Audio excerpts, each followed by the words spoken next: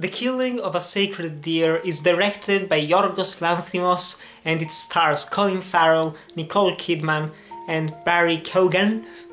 And I've been looking forward to this film for quite some time, especially because I loved The Lobster and I still have to watch all the other movies by Lanthimos, especially Dogtooth, which I will be talking greatly about. But The Killing of a Sacred Deer, I knew nothing about this film going in. I just knew just a couple small little info, the cast members, and I watched one still of the movie. That's all I knew, and I wanted to go into this blind because the films of Yorgos Lanthimos are just weird. These are plausible worlds, and at the same time they are incredibly surreal and just nuts. But this movie was fantastic. This is top 5 material of the year. The Killing of a Sacred Deer is a movie that has a ton of different emotions going through it.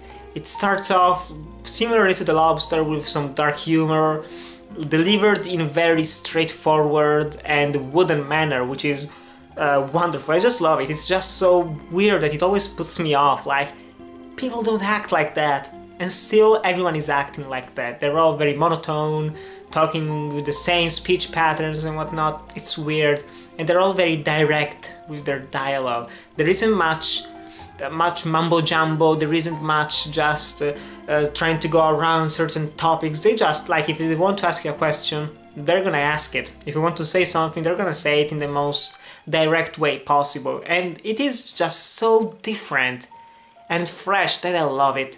And this film, as I said, starts off relatively, not really as funny as The Lobster, but there is some dark humor to it. And then things just start to get weird and disturbing.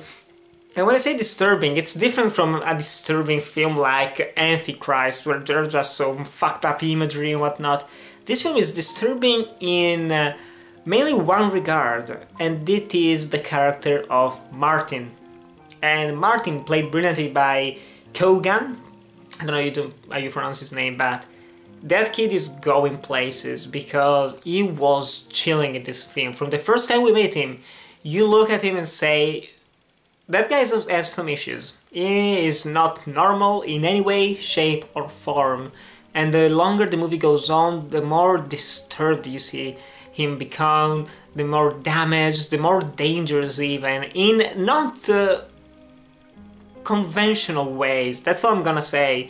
And this film, I would almost characterize it and categorize it as a horror movie, because I was watching it alone at night, and watching the events unfold on screen, I was just starting to sweat, starting to get chills behind my back. It was an intense experience, and it only gets darker and darker. And I love the different themes of morality. I love the relatively obvious parallel with the Greek myth of Iphigenia, or how you pronounce her, and it was fantastic. This movie takes some unexpected turns.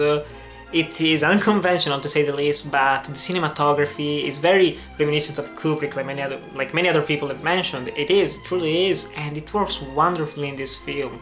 The cinematography, the sound design, there are some strings, some musical choices throughout the movie that are just unsettling.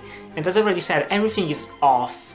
The people, how they're acting is off, what is happening is off.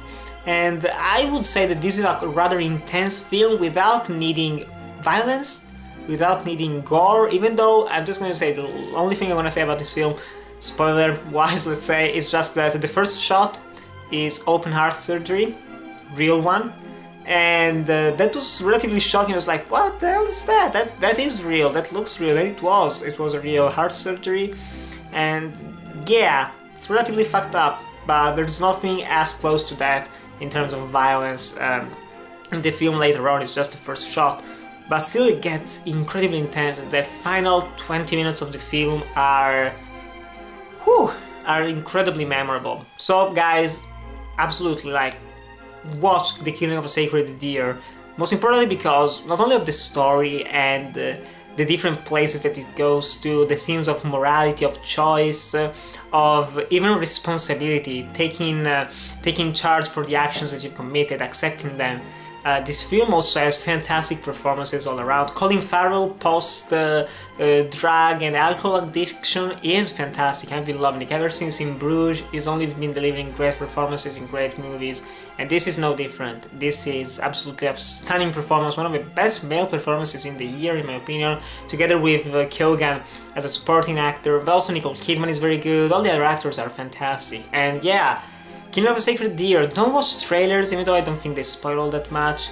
Don't read the synopsis. If you like the other movies by Lanthimos, you're probably gonna love this one as well, or like it at least. And if you like depressing movies, fucked up movies, disturbing movies, unusual movies, different movies, you're gonna love this one. Otherwise, avoid it at all costs, because if you like things more simple, more straightforward, more mainstream, let's say, you're gonna have a bad time. I'm gonna tell you, bad time. But still, guys, it was The Kingdom of a Sacred Deer. Did you like it or did you dislike it? Tell me in the comments below. And what is your favorite Yorgos Lanthimos movie? Tell me in the comments below. Thanks guys for watching. To like, comment, subscribe, and I'll see you in the next video.